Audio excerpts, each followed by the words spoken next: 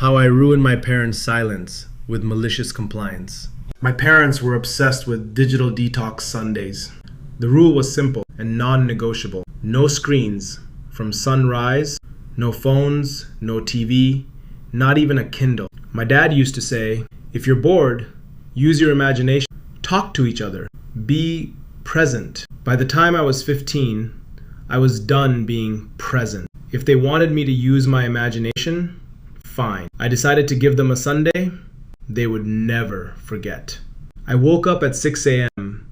and instead of checking my phone, I grabbed a massive dusty encyclopedia and a wooden recorder from the attic. I walked into their bedroom at 6:30 and started playing Hot Cross Buns loudly. When my dad groggily asked what on earth I was doing, I just smiled and said, "I'm practicing a traditional acoustic art form, Father.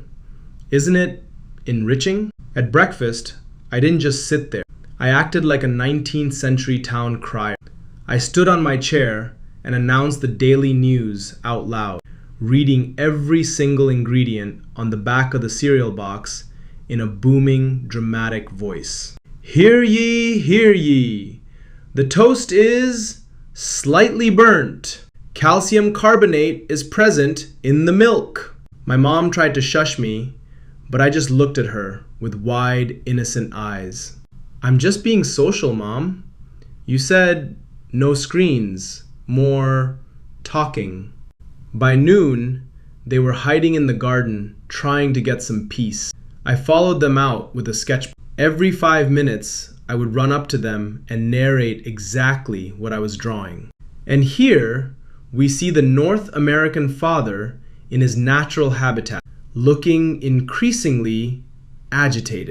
The breaking point came during dinner. Since I couldn't watch Netflix, I decided to perform a one-man play of the entire Shrek movie from memory.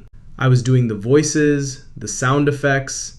I even used the mashed potatoes to represent the swamp. My dad finally slammed his fork down and whispered, "Please, just go play video games. I'll even give you an extra hour."